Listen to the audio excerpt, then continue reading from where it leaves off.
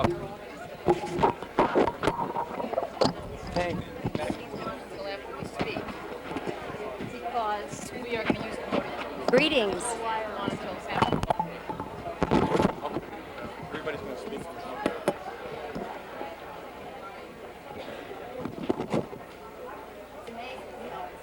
Greetings. We're glad you're here.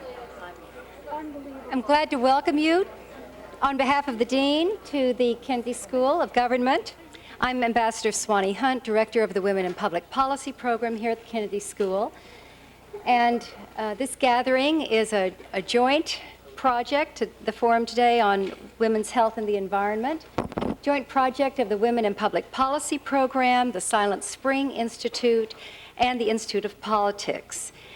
There is no one that I have come to admire and respect and appreciate more in the 2.5 years I've been here than Sheila Burke, whom I'm about to introduce. Sheila teaches healthcare policy. Many of you would be surprised to know that Bob Dole's former chief of staff for over a decade was actually a nurse.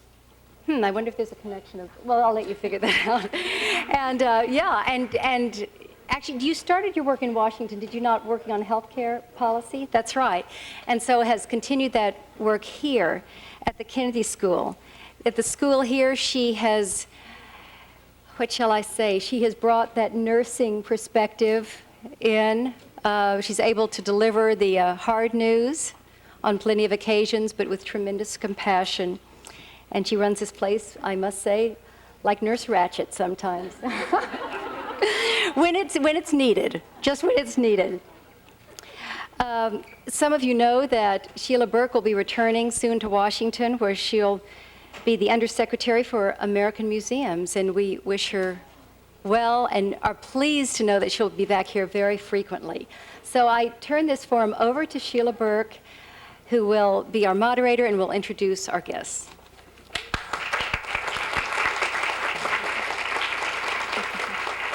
Thank you very much for that kind introduction. I'm not sure whether being Nurse Ratched or Potlips Houlihan is the better choice. Oh well, we won't go there. It is a great deal of pleasure. I join with Swanee in welcoming you to the Kennedy School and to the forum for those of you who've not been here before, and to April in Boston. We are here today and are very grateful for the opportunity to partner with Silent Spring in helping to organize a dialogue on what we believe to be a critically important issue. Sadly, despite all of the advances in detection and treatment, 44,000 women will die of breast cancer this year in the U.S. alone. The disease does not discriminate among women based on color or income. It strikes at the people that we know and we love. It strikes at our friends and at our family. And while there has been a much needed and long overdue focus on treatment issues and progress in treatment issues, equally as important to us is the search for the reasons as to why it occurs. When dealing with issues like this, we frequently come together with colleagues whose area of expertise and knowledge tend to match closely our own. Such single-mindedness is important in achieving our goals. But equally important is the chance to hear from others who share with us a concern but a somewhat different perspective because of their knowledge and their expertise. And today, in fact, we have that opportunity. Our focus is on the role of environment as a causative factor, something each of our speakers is uniquely qualified to talk with us about today. I will introduce each of them now in the order in which they will speak. They will each give brief remarks because it is, as always the case, our desire to leave really the opportunity for all of you to ask questions and engage in a conversation. That is the glory that is true of the forum that we want to bring to you again today. That will occur at the completion of all of their remarks. So each of them will have a chance to speak, and then we will go to questions from the floor. First, in order of our speakers this afternoon, it is a particular pleasure for me to introduce Nancy Pelosi, as she represents my beloved hometown of San Francisco, where I was born and raised. She was first elected in 1987 to the House, is a very active member of the powerful Appropriations Committee. In particular, note for us, is very active on the Labor and Health and Human Services Subcommittee. She has chaired the Working Group on China, co-chaired the AIDS Task Force of the House Democratic Caucus, is on the Bipartisan Ethics Committee, but I remember her most fondly from her frequent visits to the Senate floor when we would be considering MFN for China, and it was always a frightening experience when she would blow through the doors on the Senate side. Following Congresswoman Pelosi will be Julia Brody. She is the executive director of Silent Spring and really the moving force behind our discussion today, for which we are very grateful. She is the principal investigator for the Cape Cod Breast Cancer and Environment Study and an expert in risk communication and environmental health policy. She is a graduate of the Harvard College and is the spouse of one of our staff members, Dan Brody, who is near and dear to our hearts as well. She married well. And so did he. And as did he. Following Julia, we'll have Dick Jackson, who is the director of the National Center for Environmental Health at the Centers for Disease Control. As a pediatrician, Dick is an active advocate for children, as you might imagine, but specifically with interests in the environment. He is frequently published on topics like pesticides in the diets of infants and children, environmental hazards with respect to children, and is a committed advocate on the part of the issues that we are confronting today. And then finally, in order of appearance, Bev Pacelli, who is the president of the Massachusetts Breast Cancer Coalition, which is, of course, critical to us here in the state of Massachusetts in raising funds to deal with this issue and advocating state support for research with respect to breast cancer. She is a social worker by training and has a very long history with respect to grassroots organizations and activities, which, of course, is also one of the reasons that we convene here today. But let us not delay a moment longer. Congresswoman Pelosi. Thank you.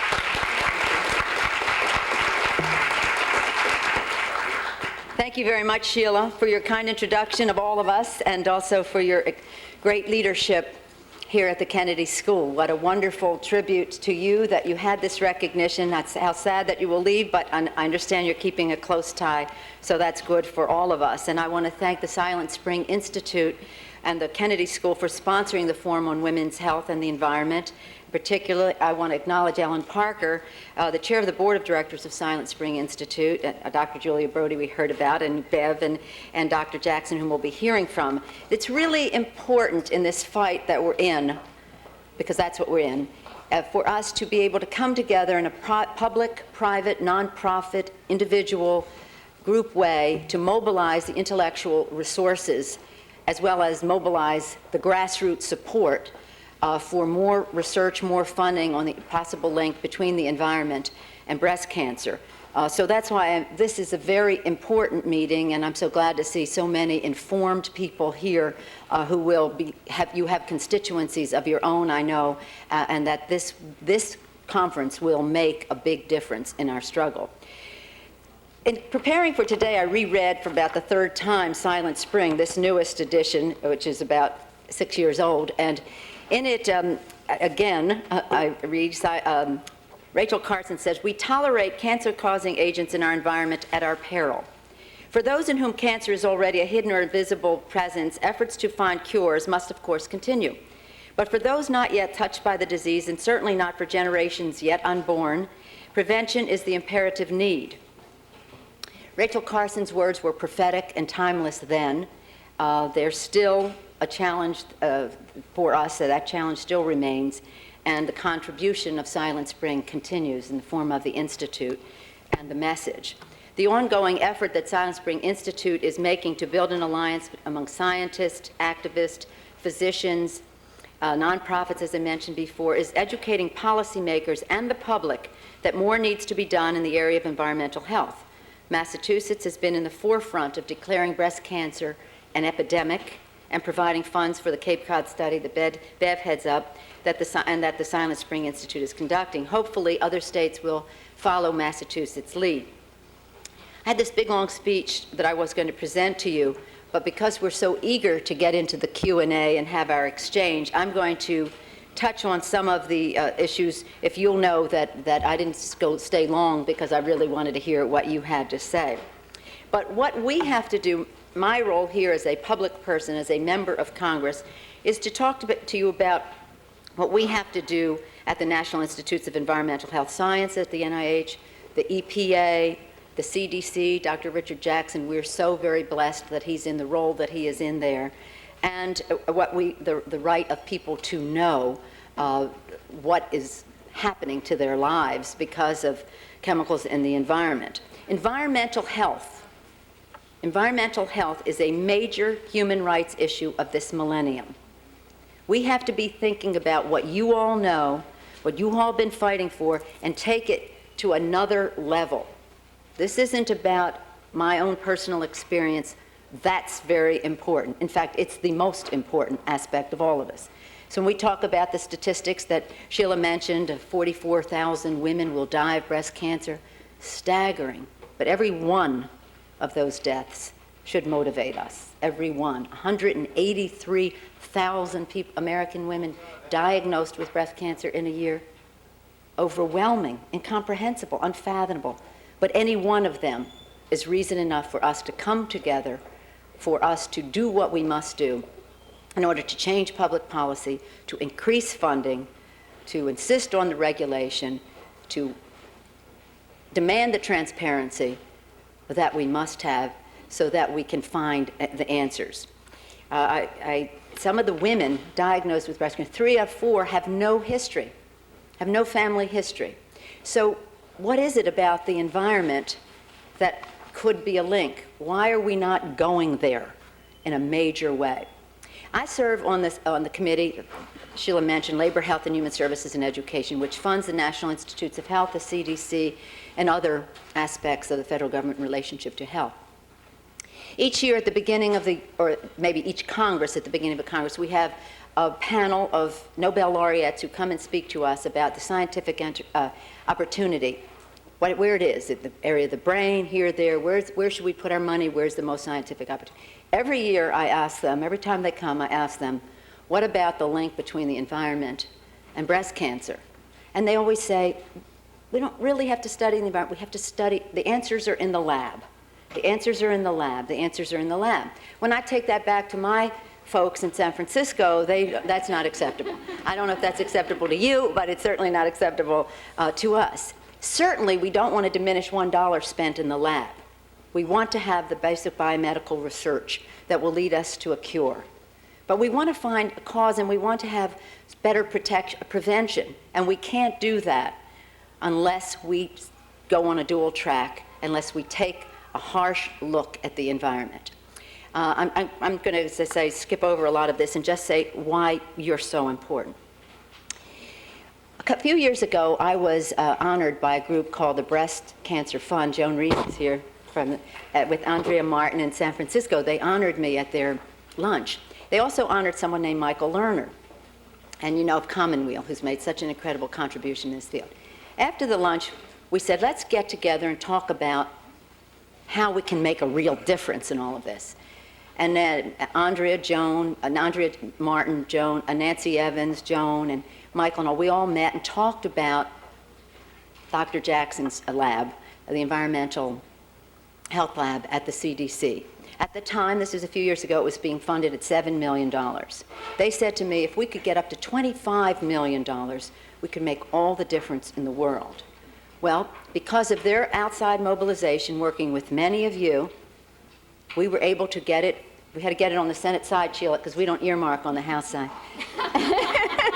Senator Specter's the chair on the Senate side. We went to him. The people from Pennsylvania went to Senator Specter. In any event, we ended up with $21 million, and that was in a year of the Contract with America, one of those, you know, where everything was being cut. Everything was being cut, so how we could figure to get more money in a year, whenever, triple the budget. But without the outside mobilization, it would have been impossible. So again, we could stipulate to many things that are in this speech here, and you know most of it, and perhaps it'll come out in the conversation, but I want to move on so you can hear from others. What I want to say to you is, know thy power. You know so much about this issue, and it's an issue that affects every family in America. That's where I have hope on it, because even my male colleagues, of which there are far too many, even they come from families. They have wives, they have daughters, they have mothers, they have sisters, they have fear. We have hope that with mobilizing the intellectual resources, galvanizing the outside support, the constant, relentless drumbeat that we can no longer take no for an answer. We need the research money, whether it's at the CDC lab or whether it's at the NIH. We need everyone to have access to quality health care so that they all have the treatment once we find some of the answers to this. And they really, really, really have to enlarge this issue. As I said, it is our right to know, our right to have those resources applied where we have this tremendous need, and we will not take no for an answer. But it cannot happen without your full engagement intellectually and on Saturdays and on Sundays and bringing people together, because nothing is what we talk about campaign finance reform, and I think it would go a long way to help in some of these issues when we talk about the power of the chemical industry, petrochemical industry and all of this. But put that aside for a moment. I still believe that there's nothing more eloquent to a member of Congress than the voice of his or her own constituent, and that can speak more eloquently, more clearly, and more loudly than political money. So again, one more time, know thy power. Anything is possible that you decide, and we have to work together. Public, private, nonprofit, academic world, medical community, scientific community, grassroots, and most of all, our patients, who are our motivation, our inspiration, and to whom we have the great responsibility, in addition to, as Rachel Carson said, generations yet unborn. Thank you very much.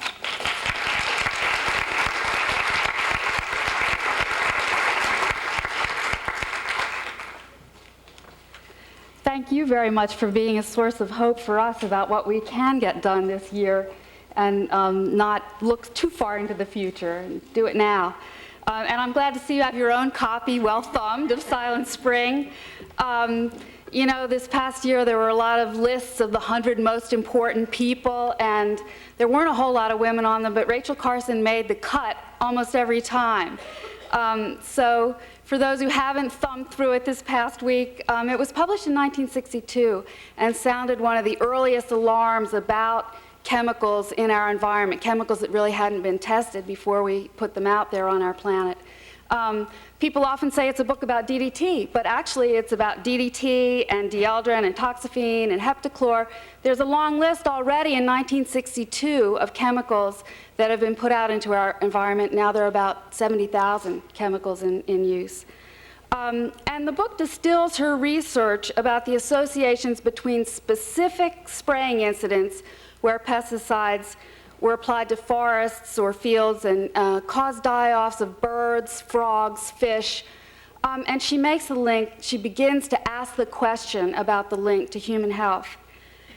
Her work was extraordinary in its scientific scope and detail, and also in the courage of her efforts to bring science into public view, to advocate for precautionary public policies, and to link scientific observations to ethical questions. That's something that I think is really important about the group that's here today. I know that there are other researchers and policymakers and activists and students in this crowd, and she was one of the first to say, you all are a part of this story and you need to become involved. And she foreshadowed comments about this being a human rights issue. She said, when she testified before Congress about DDT, I hope this committee will give attention to the right of the citizen to be secure in his own home against the intrusion of poisons applied by other persons. This should be one of the basic human rights. You may be surprised to learn that this courageous woman was afraid to tell anyone that she had breast cancer. When she testified that day, she was wearing a wig to hide the effects of her radiation treatments. So I want to reflect today on how two elements in her life, environment and breast cancer, are coming together today, 40 years later. First, on the environment, there have been tremendously dramatic changes on the environment. We celebrated Earth Day last Saturday, and also the 30th anniversary of the Clean Air Act and the creation of the U.S. Environmental Protection Agency. DDT was banned in 1972. There have been some triumphs: cleaner air, cleaner Boston Harbor, return of bald eagles, and now a second generation of environmental policies focused on pollution prevention, non-point sources, and global issues. And the public debate has come so far that pollsters, both Republican and Democrat, have said that the environment is a national value that we all agree about. But you can still pick up this book and open to any page and find something that's relevant today. And I invite you to come up after the forum and try it. So, for example, Carson says, in Florida, fish from ponds and treated areas were found to contain residues of heptachlor.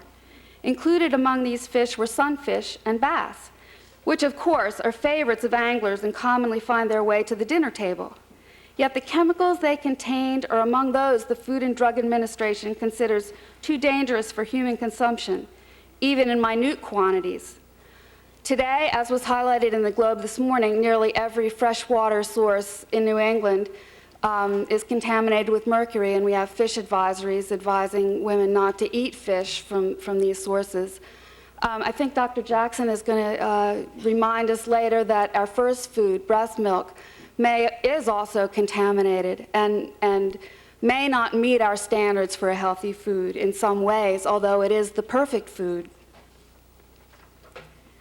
Rachel Carson died of breast cancer in 1964, 2 years after the publication of Silent Spring. She was 57 years old.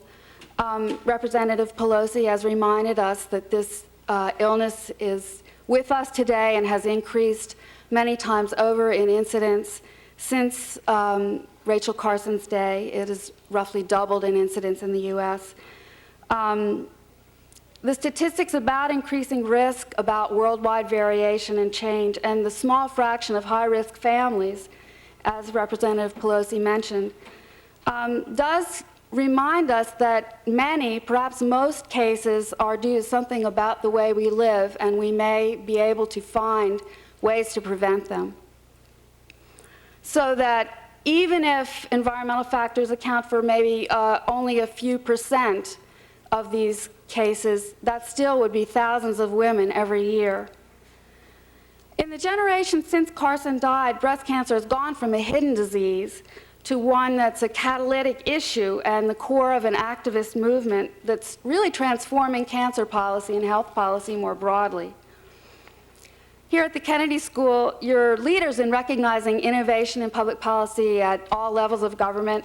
And today, you have as your guests, you may not know it, some guest teachers, founders of the Massachusetts Breast Cancer Coalition, and leaders of activist communities across the country. And I want to recognize some of their accomplishments. Their movement is 20 years younger than the Clean Air Act, and yet in just this past 10 years, they've had a remarkable effect on public policy. They've increased by 7-fold the amount of funding for breast cancer research. They carved out a multi-million-dollar research program in the Department of Defense.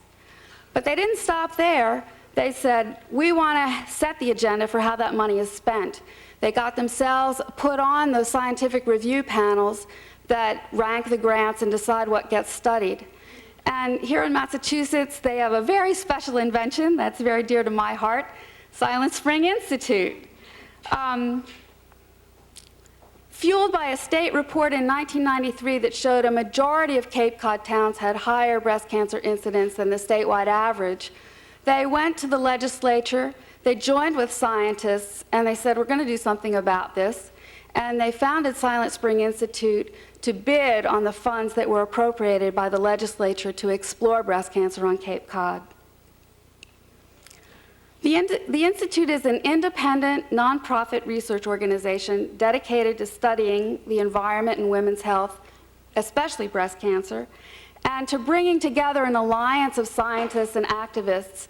Our study team includes our own scientific staff and also researchers at BU, at Harvard, and at Tufts.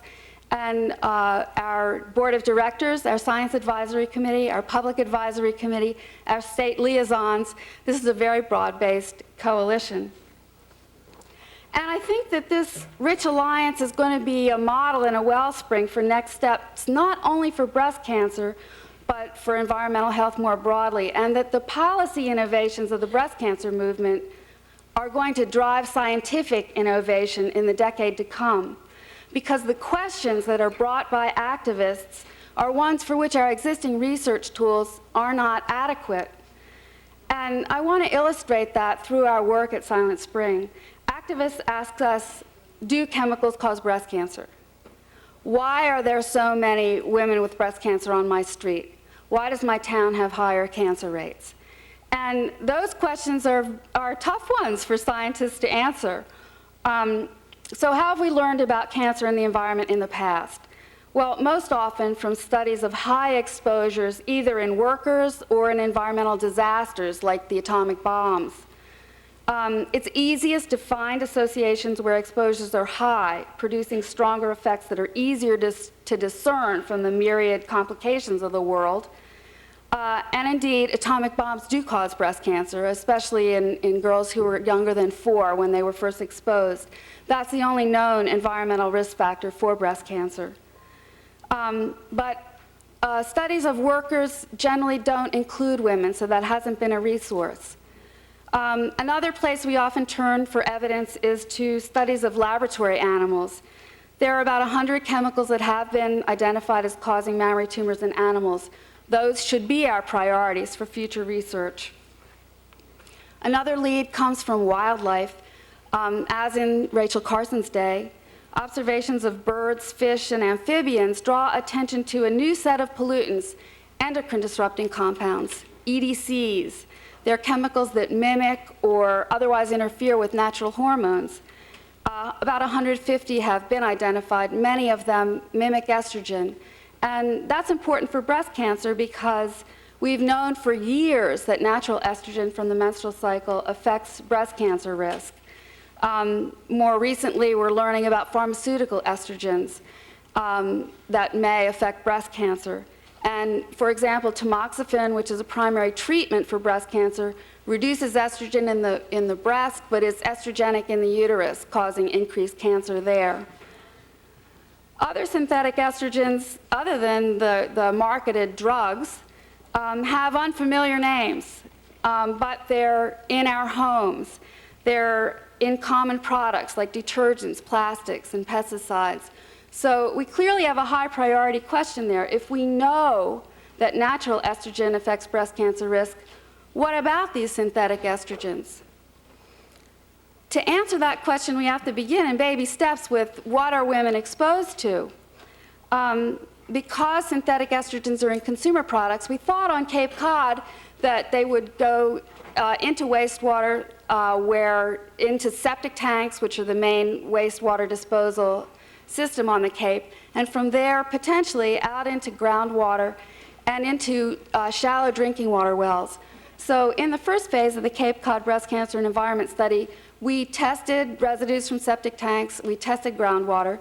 We found the highest levels of alkyl-phenols, that's one of our estrogenic chemical families, that's ever been reported in wastewater.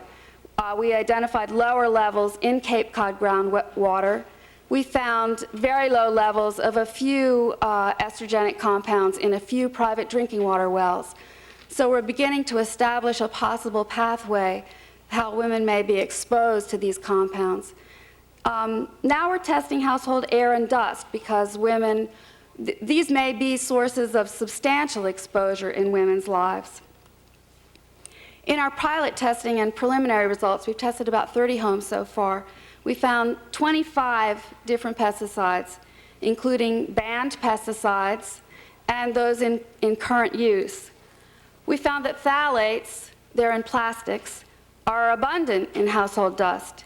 We found alkyl-phenols, they're in detergents and plastics.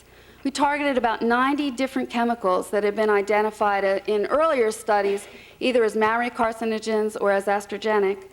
So far, we found about 60 of them in women's homes. There aren't a lot of other studies to provide context for these results, although Dr. Jackson is helping us to build that literature. We need a more comprehensive picture. With the development of state cancer registries, we now have a picture of where cancer lives. Where are women who are diagnosed with breast cancer? We need now to start developing a comparable set of data and infrastructure about environmental exposures so we can begin to figure out why we see the patterns of cancer that we do. We may not know for many years whether our 90 target chemicals cause breast cancer, but you policymakers, listen up now. We will soon know which target compounds are most common in women's homes. That's a starting place for setting priorities for chemicals that should be screened. It's a starting place for deciding on targets for pollution prevention programs and for other research. Finally, there's a question that activists ask me all the time. One last question. How did you get into this line of work? And the subtext there is, how close are you to someone who has breast cancer? Every one of us is pretty close. Their question takes me back to my first day at high school in Richland, Washington, which is the town closest to the Hanford nuclear facility. There's a mushroom cloud banner on the side of the gym. This is the place where the fuel for the first atom bombs was enriched. It's also one of the most contaminated places on Earth. My father worked at Hanford during the peaceful atom years. He died of cancer when he was 48. I don't know why he died, but it's no stretch to figure out how I got into this line of work. My high school classmate, Deborah Greger, became a poet. She was born in Richland. She drank her first milk from cows that grazed under the planned releases from the Hanford plant. She is, as we say in my trade, in the maximally exposed cohort. A few weeks ago, as I was on the Cape listening to interviews in the Cape Cod study, and an interviewer was asking a woman on the phone, did you ever regularly, 6 times a year or more, eat fish or seafood caught in Cape Cod waters? And I thought of Deb's poem, which was first published in The Nation and is now collected in a book ironically entitled Nuclear Daughters. The poem follows Lewis and Clark to the confluence of the Snake and Columbia Rivers, which is where this nuclear site is. And it ends like this. Tonight, someone else's father stood on the corner in his shirt sleeves in the halo of streetlight, waiting for the bus to take him deep in the desert. It was time for graveyard shift at the reactor. The moon was a canoe tipped over in the river heavy, warmed by coolant from the reactor. From here down to the Sea of the West, Lewis wrote, the tribes had built platforms to fish from along the banks, out over the water. And did you eat fish from the river more than once a week when you were a child? The doctor will ask. But not for years yet, not for years. So our job, as Representative Pelosi reminded us, as scientists, activists, and policymakers, is to pursue new science in tandem with new environmental health policies that will end differently for our daughters. I know that many of you in this room have made a commitment to be a part of that, and I thank you all.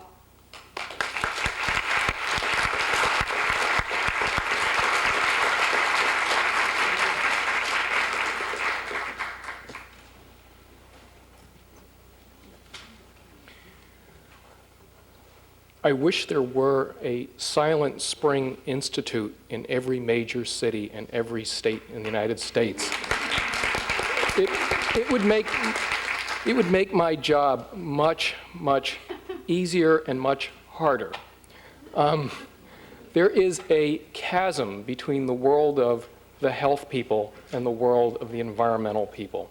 And each thinks they know about the other side of the chasm, but they really don't. Less than 3% of the NIH budget goes to environmental health. Less than 3% of the CDC budget goes to environmental health. EPA thinks they understand public health and human health, but essentially it's an engineering and regulatory and legal agency at the base. And so building these connections, they've got to occur at all levels, but they've got to start at a local level with people that can understand both of these worlds and the human face to it all. It's an honor to be with my former congresswoman and who has been a tremendous support to CDC and the whole efforts. When I started doing environmental health in California 20 plus years ago, when we'd go out to do an environmental investigation, we were at a terrible disadvantage because we would go out and say, how many fish did you eat? Were you exposed to this? Do you remember what happened 30 years ago? Did your mother breastfeed for 6 months or 6 days? Trying to do epidemiology in that situation was almost impossible. We needed to have markers of exposure. How much were people really being exposed to? I have a few slides, and if they don't work, I can do without them, but I'd like to, if we could turn them on for a minute. Way up there, and my other speakers can't see it, but it's a picture of an advertisement from the mid-50s for DES. And it was telling doctors, give DES, it will keep pregnancies going, it's wonderful stuff. It was well known by then that DES didn't really work at keeping pregnancies going. And DES ended up causing a very unusual cancer in a young woman, a vaginal cancer. And it was identified in the 1970s as the cause of this. Imagine if DES didn't show its effect until age 40 or 50. Imagine if it weren't an unusual cancer, but something, unfortunately, relatively common, like breast cancer. Suppose DES added 2,000, 3,000 breast cancers to the numbers in the United States every year. Would the smart doctors that sit at NIH and review the applications for research say, well, we shouldn't, the answer would be they probably wouldn't think this was worth studying because it would be lost in the noise of all the other risk factors. And so we're at a real disadvantage when you start looking at things that are common in big numbers with long periods between when people are exposed and when they could develop the effects. You can do it, but it's not easy. Next slide, please.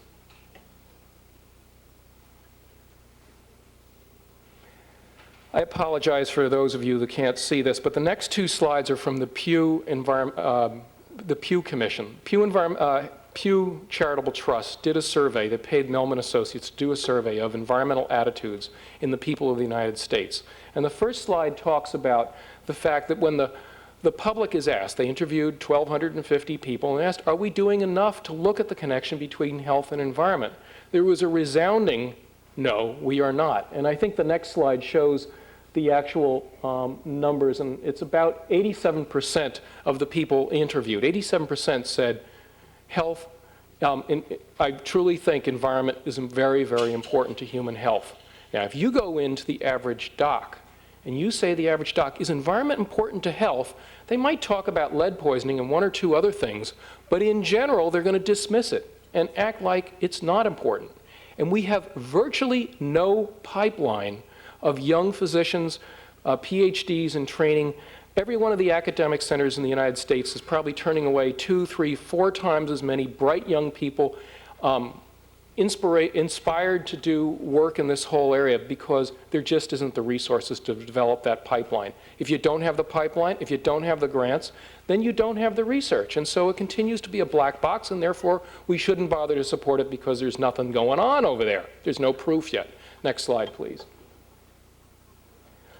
This is a quote from U.S. News and World Report of an interview asking women what was their greatest health concern. It's no surprise to this group that breast cancer came up #1. Next slide, please.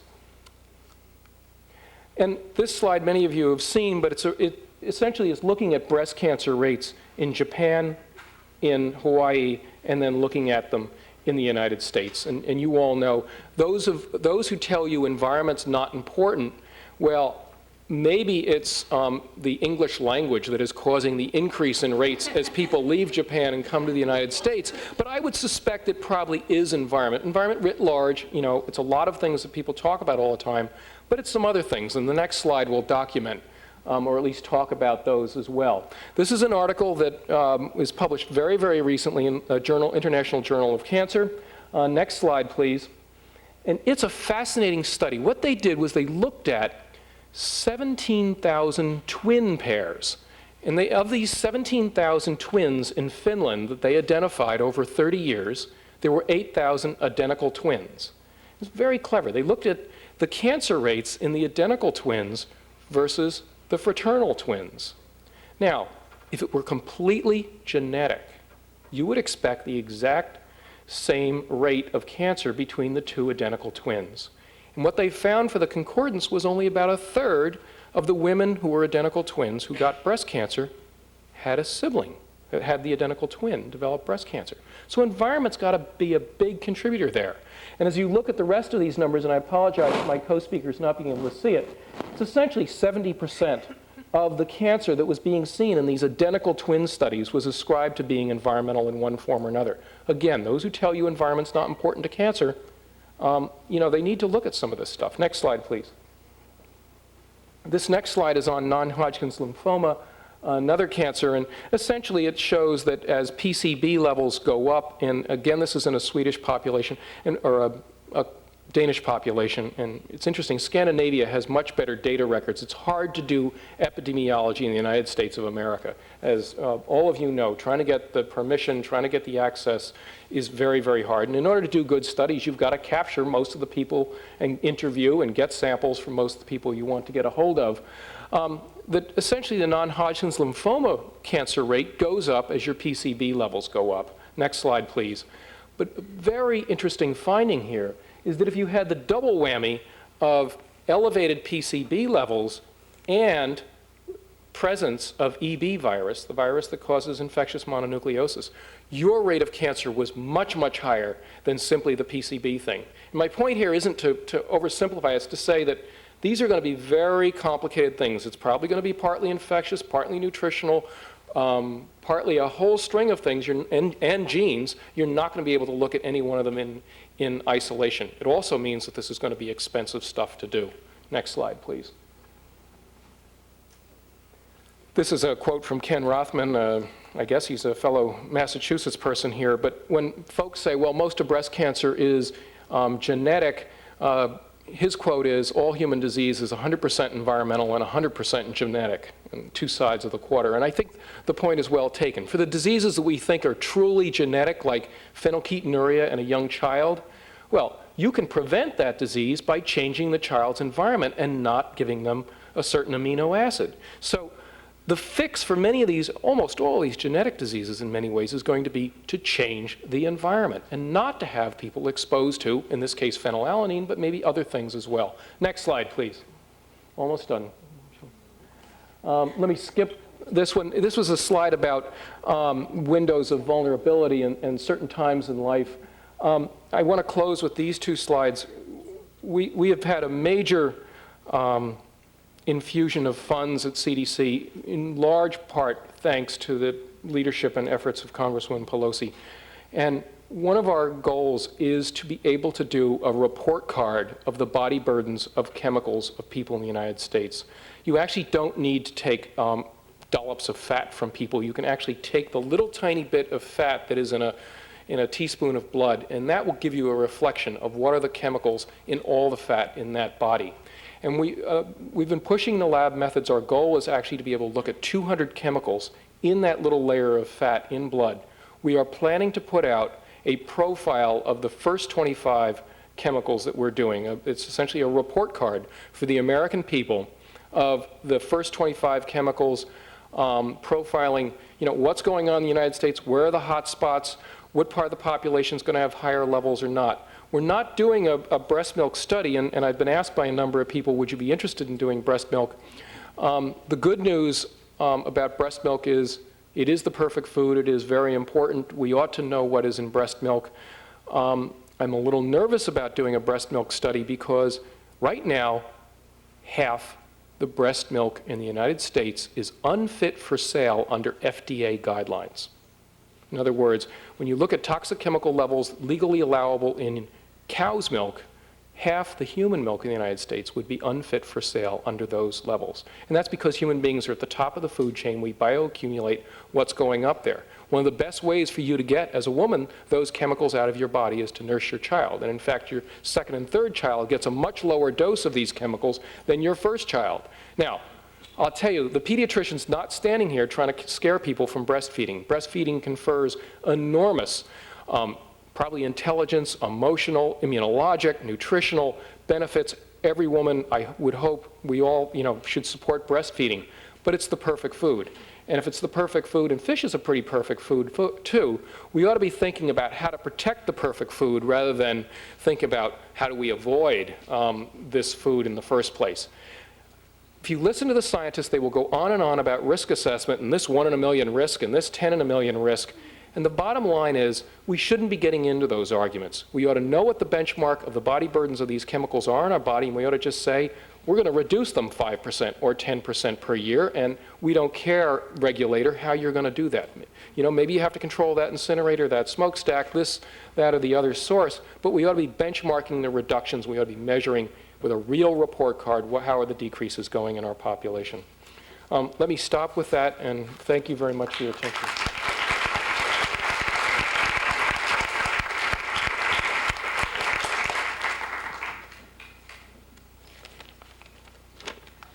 Being last is always a mixed blessing.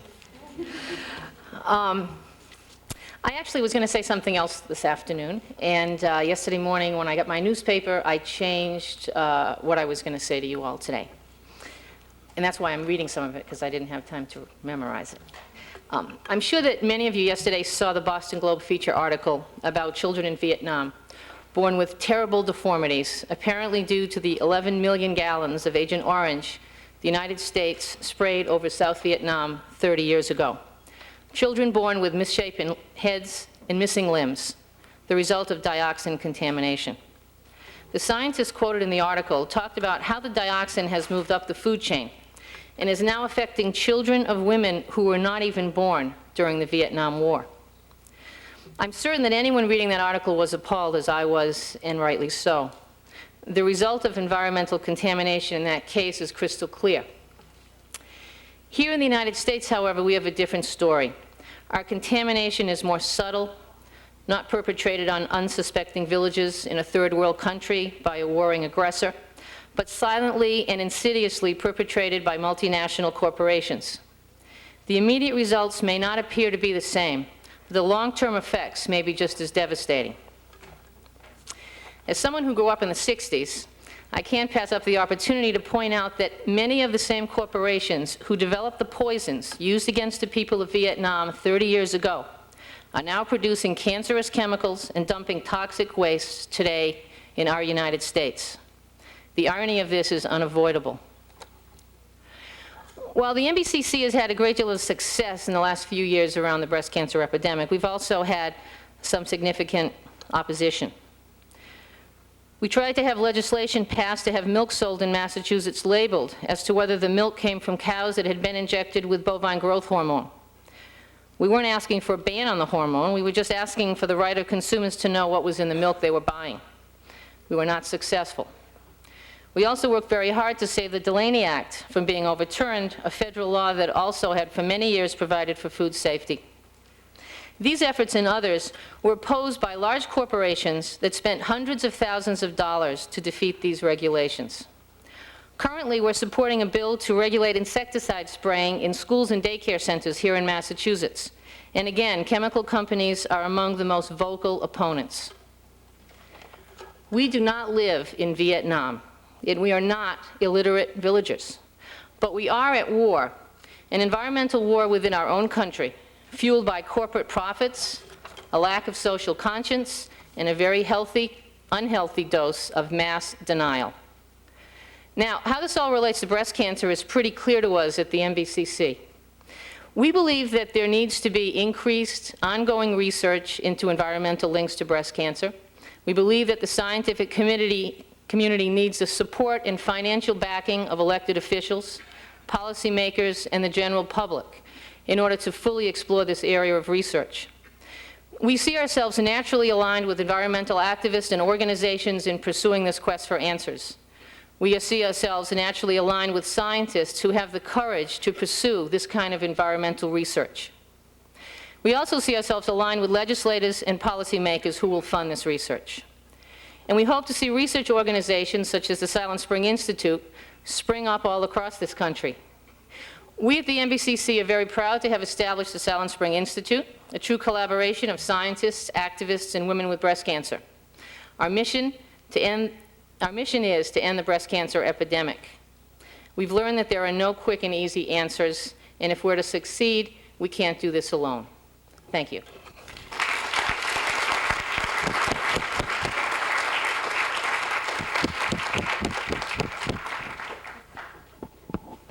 I'm asking our speakers to pick up. Oh,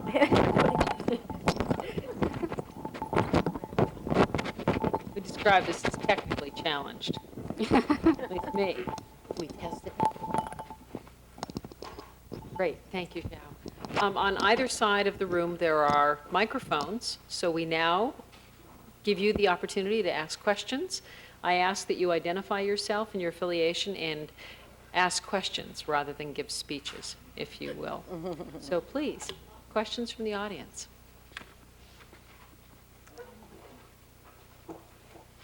Hi, Judy Hirschfield Bartek. I actually have a question. We are trying to get sort of a running list within the National Institutes of Health of environmental research in breast cancer and just all breast cancer research that's being done. And it's been very difficult to get that list. And it's a message, really. I'm wondering if you could sort of help us. And it's a part of accountability in a way, because if we're going to be in Washington asking for more money within the National Institutes of Health, we'd like to be able to find out how that money is being spent. Congresswoman? I wanted, in my remarks, I would have visited that point. There are a couple of institutes that speak to this. One is called the National Institute of Environmental Health Sciences. Last year, the funding for NIEHS, that is called, was increased by 14% to $443 million. The President's 2001 budget request proposes an 8% increase to $469 million. Now, when they come before our committee, Labor, Health, and Human Services, I always ask them, well, how much of this money is spent for breast cancer research? And when they come before us, you have to understand the head of the NIH comes, and then the directors of the institutes come. And usually the head of the NIH answers, and he will say, well, we do more of our environmental work in the National Cancer Institute. So when they come, ask them. And then when they come and we ask them, they say, so this is, your question is right on point. The National Cancer Institute, we've had Dr. Klausner out to our area a number of times to talk about this link. We haven't had satisfaction. No reflection on him. I'm just saying the mentality in Washington is not there yet. So what you want to do is talk about what is happening at the National Institute of Environmental Health Sciences. This is right on point for us. And at the National Cancer Institute at the NIH, because the money is being spent, but we want to know how it is directly spent on this subject. So please make that part of your lobbying. If I may say, we also want to have the endocrine disruptor screening at the EPA. That's not the NIH, but it is the federal government. So we want to have that emphasis placed there. We want to have more money at the Environmental Health Lab at the CDC. We're trying to get that over $30 million. We're up to at least 29 this year. We want to pass the Right to Know Act that's introduced by Representative Henry Waxman, which requires manufacturers to tell the consumers about chemicals linked to cancer. I can have more on that if you wish. And we want to have more funding at the NIH for breast cancer research, as you know. I'll tell you more about Congress if you want to know more about, but those are some of the areas, and at the NIH in particular, the Environmental Health Sciences Institute and at NCI, but include the CDC in that as well. But I can just tell you as a National Breast Cancer Coalition, we will not be asking for increased funding within NIH until they can tell us how the money is being spent. We're going to ask for level funding because we've asked for now 9 years for a running list. And the other thing is, if anyone is interested in the Mass Breast Cancer Coalition Legislative Network, our alert network, there is a sign up on the table. I think it's a yellow sheet on a clipboard over there. I've been very active in the issue of children's environmental health, and children have been desperately neglected in a lot of the environmental research in the past. The President issued an executive order 3 years ago this week. One of the things it did was create a task force where the agencies had to get together and begin to develop a common agenda on children's health.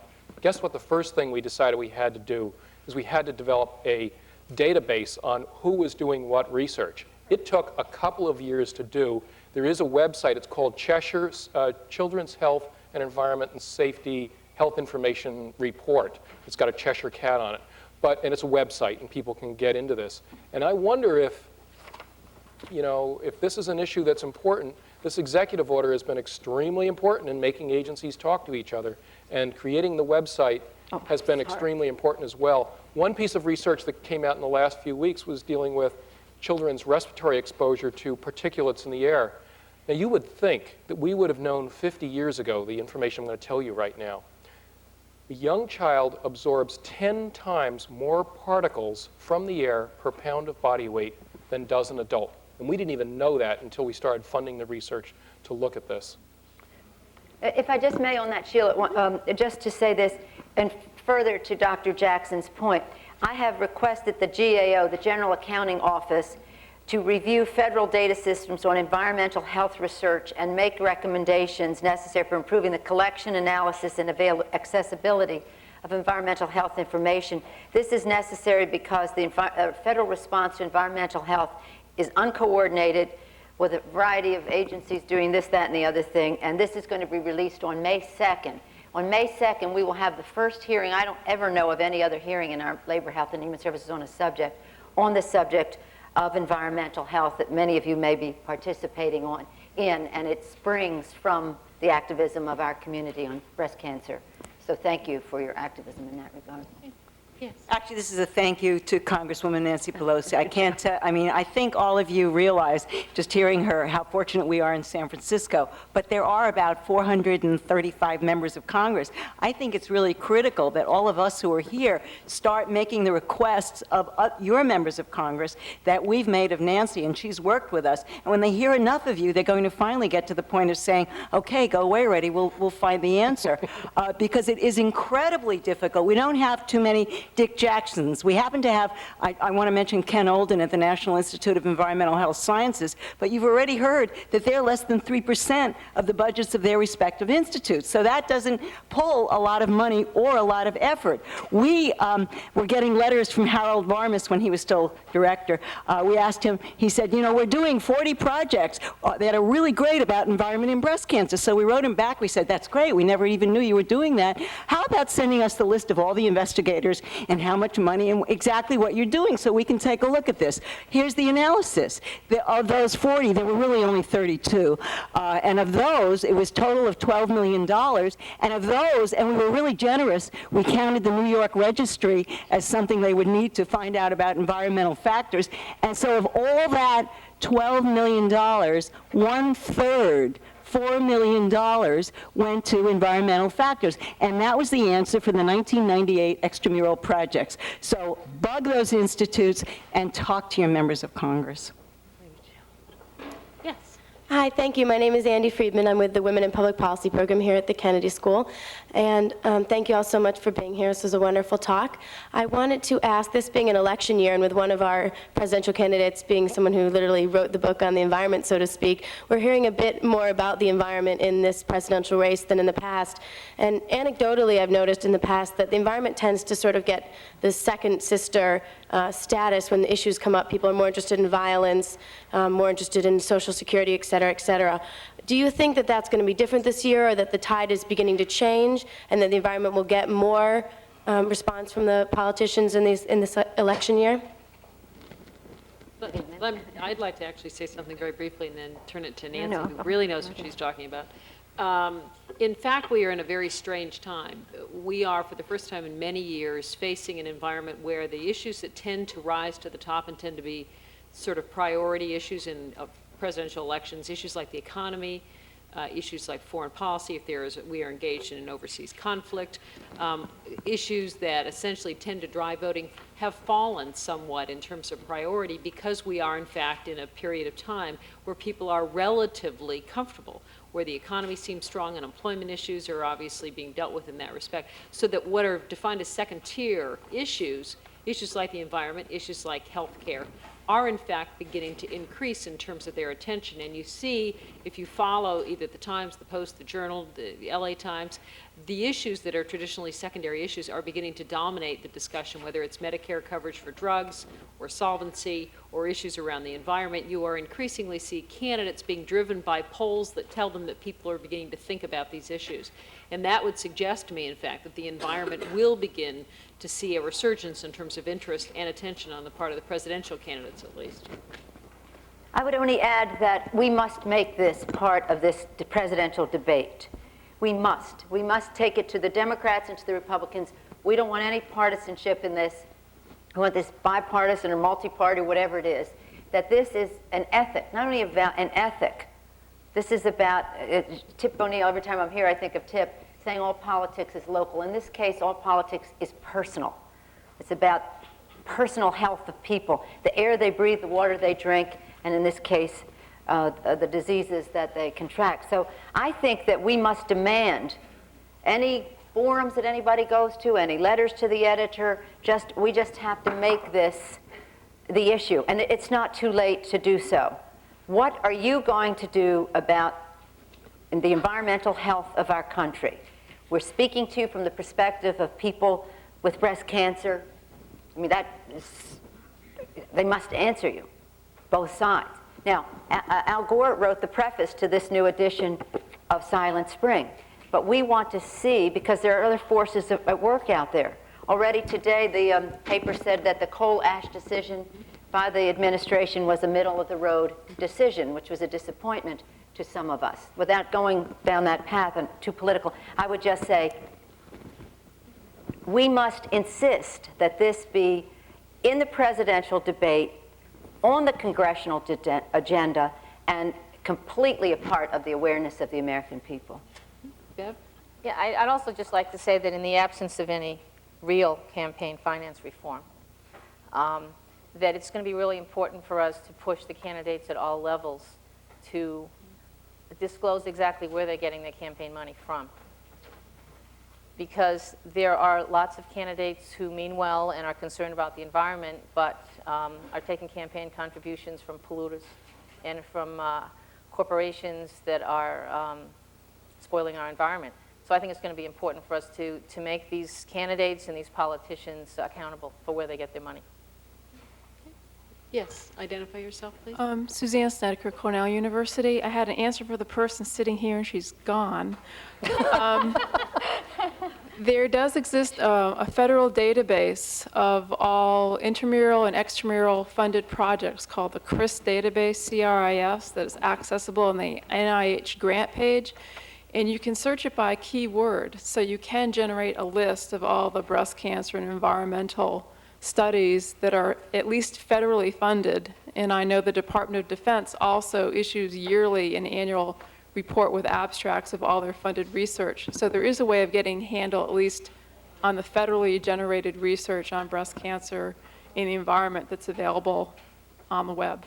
I think it's NIH only, isn't it? It's not much. It's NIH, but also I think it's all federal, because I know that I'm funded by USDA and I have to file a CRIS report also. So I'm pretty sure it's mostly NIH, because NIH is the bulk of the federal funding. But I believe it's all federally funded projects, both intramurally and extramurally, and you can tell by the code number when you figure that out, when it's intra and extramural, but that does exist. But I actually had a question before she. She has an answer to your question, so afterwards you should talk. We'll should talk later. I guess my question on future perspectives, I have seen when chemicals are regulated that we historically have stopped studying them. We had a very long data gap after DDT and chlordane went off the market. Because they were regulated, we stopped studying them, and we've had a huge loss of data in following those populations. Women and men that were on Army bases in the Panama Canal got dose of DDT every single day that they were there. Yet we've never followed up, and we've never followed these populations.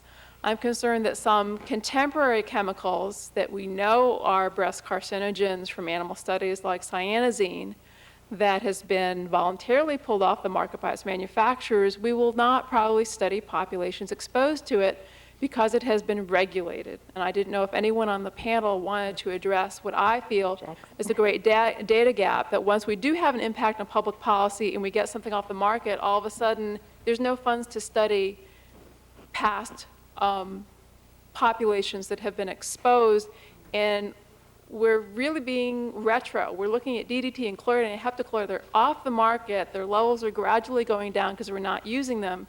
But we're not paying attention to the contemporary chemicals that we are being exposed to now, and we're not monitoring the ones that are regulated and go off the market. Julia, do you want to comment? I think that's a very interesting point, and you've talked about some populations that may have high exposures. Those could be situations where we'd have a better chance of finding something. So those certainly are important places to look. I also want to point out from our own research that chemicals that have banned are still in our homes, or their breakdown products are. So they don't go away, and we do need to keep paying attention to them and thinking about whether there are ways to reduce exposure now from their secondary sources. A couple quick comments. One is the toxicologic database for old chemicals, that is, what was done with rats and mice and all the rest. For old chemicals is much, much thinner than for new chemicals now coming on the market. Number two, the replacement chemicals in many situations, and I'm thinking right now of fire retardants, PCBs and the rest were removed as fire retardants. We replaced it with EB. I'm mixing up, it's a word salad, but it's essentially an ether that looks like PCBs. And the body levels of these chemicals have been going up and up and up, this next generation of chemicals.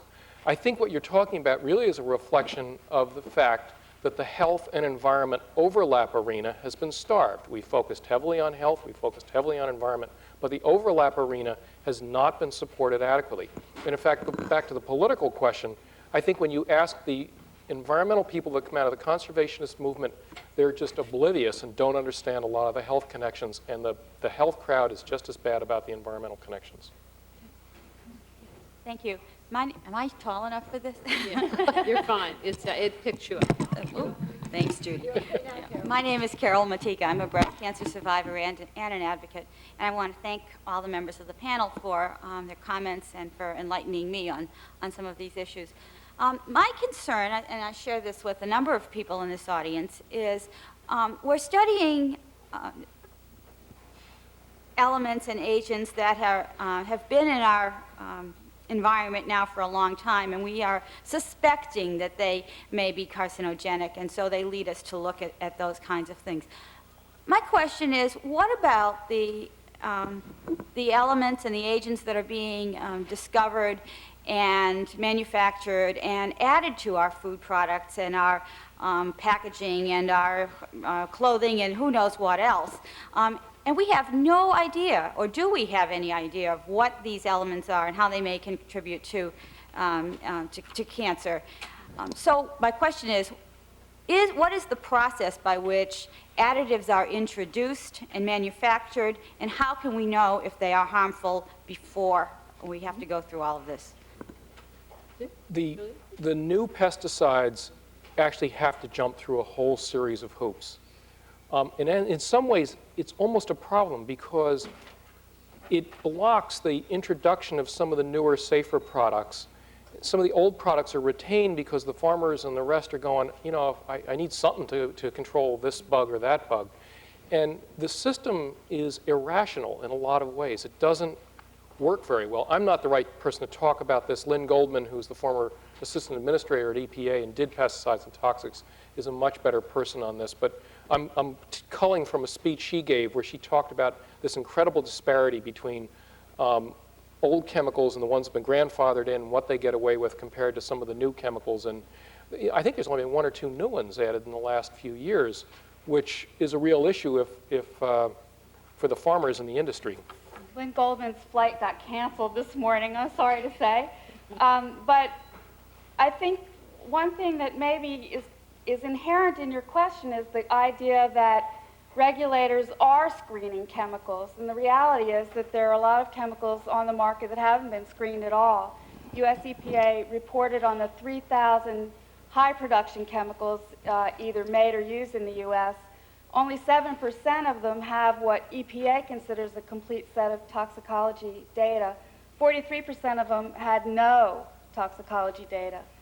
So, yeah, there's a process for screening some, but there's a whole lot out there that haven't really been tested. Deb? Just briefly, Carol, I mean, it's one of the reasons why the NBCC is working with Clean Water Action and with the Lowell Center for Sustainable Production in the Precautionary Principle Project, which was really, if I say it correctly, Joel, you can correct me if I got it right, okay, is really partly going to be educating the public around the fact that many of the chemicals and many of the new kinds of agents that are being created are not being tested. That it's not like the Food and Drug Administration. They go out into our society, and it's only after there's a suspicion that they might be causing cancer or other kinds of illnesses that they start being looked at. And the Precautionary Principle Project is addressing that. And we're hoping that here in Massachusetts, it's a model that's, again, going to be used in years to come around the country. I'm going to take 2 more questions. Sylvia Connor, I am a native Cape Codder. I can remember my mother dragging us in when the planes were spraying the DDT over the bogs. This summer, I heard once on National Public Radio an announcement that pollutants were being deposited on the Cape and coming from as far away as Baltimore and New York City. And my first reaction to that was, well, what good does our little study do then if we're going to be subject to all of this other?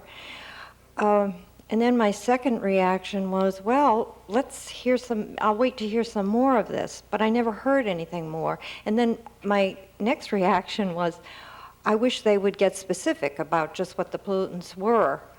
I'm wondering if something done like that on a regular basis might be helpful. Julia? My guess is that they were talking about air pollutants, which do travel many miles and affect different cities around the world. And we're trying to incorporate them into the Cape Cod study through a model that was developed by US EPA. But we don't have very good information really about local air quality on Cape Cod. I think that we're starting to do a pretty good job in the cancer registries. Massachusetts has been one of the leading cancer registries, so we know where women have lived who've been diagnosed with cancer. Then we'd like to have some sort of complementary infrastructure that would tell us about what's going on in the environment. We don't have that yet. People like Dr. Jackson are starting to build a national picture of what kind of pollutants are in our bodies. US EPA has made a contribution in tracking pollutants, but the level of detail isn't there for the kind of regionally intense study that we're doing on Cape Cod. That's a real need. One last, very short. Polly Hopp in the U.S. Department of Health and Human Services in the New England region now. Just a quick comment on Dick's point about the schism between environment and public health. We've been traveling around the region talking about asthma and finding out what people in New England at the state health agencies, environment agencies, schools and housing agencies would like to see on asthma. And Massachusetts is an exception, but environment departments elsewhere in the region, when you say asthma, don't get that they have something to do with it. So this issue of language, of framing things as disease outcomes versus exposures, it is a real opportunity, and this room shows that there's some real alliances going on, which is good. In terms of the school as an environment where young women can be exposed for future health problems, and housing as a place where exposures occur, seems to me alliances with those sectors are very important. And Representative Pelosi, I guess I'd ask you at the federal level, when there's an attempt to work with those different agencies on a task force on children's environmental health, HUD was quite involved. The Department of Education was not involved at all. And the question, I guess, is to what degree, when you lack political will on a health issue in other sectors, can the budget process, the appropriations process, when it's so scattered in different subcommittees, move forward and put money in places like the Department of Education to begin to address issues and encourage that kind of cross-sectoral and disciplinary work? Well, we have an initiative called the School Modernization Initiative that President Clinton is putting forth. And the Department of Education does think that they're more attuned than your description would say, and maybe your characterization is correct. But it might interest you to know, and maybe you do, that many children have more incidences of asthma attacks. Now, I'm not saying they have more asthma, because that's one thing, whether they have asthma, but they have more asthma attacks to the extent that they go to school where there are roaches, roach remains. I'm just getting down to the nitty-gritty here. These kids have to go into clean atmospheres when they go to school, or else the school is their enemy. They get asthma attacks because the schools aren't clean, they're not modernized, they're not up to date. And this is the same through with housing at HUD. HUD, as you say, is very involved. The Department of Education thinks it is too. But we ask these questions of everybody who comes before our committee, the children environmental health. And indeed, I think that in addition to the breast cancer question for our presidential candidates and environmental health, framed as children's environmental health is one that is completely irresistible to them and irresponsible for them to ignore, because it's about the future. And we're dealing in the present on our breast cancer and the future as well. But as far as the children are concerned, we have a tremendous responsibility that has not been honored, even though the president has that initiative on children's health and his executive order. I respect that, but much more needs to be done. But I know that that's the last question. At least in terms of Dr. Jackson and I who visited here, I want to thank you, Sheila, for your leadership here, and Swanee Hunt for her leadership in the Women in Public Policy at the Kennedy School, and Susan Bayless with the Breast Cancer Fund and her work with the the Silent Spring Institute, and so many of you, Bev and Julia. It's really been, you all have been such an inspiration, and may I give the last word from my perspective to Rachel Carson? She said in the book, when you read this again, you can't even believe that it wasn't written last night. She says, if we have endured, the choice after all is ours to make. If having endured much, we have at last asserted our right to know, and if knowing we have concluded that we are being asked to take senseless and frightening risk, then we should no longer accept the counsel of those who tell us that we must fill our world with poisonous chemicals. We should look about and see what other course is open to us. That is what you are doing. I commend you for that. Thank you very much. Thank you, Sheila.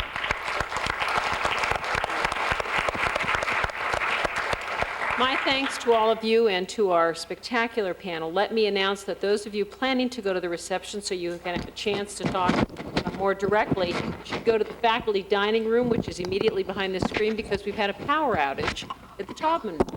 So for the reception, just go behind the screen, and the faculty dining room is right there. And thank you all very, very much. Oh, right.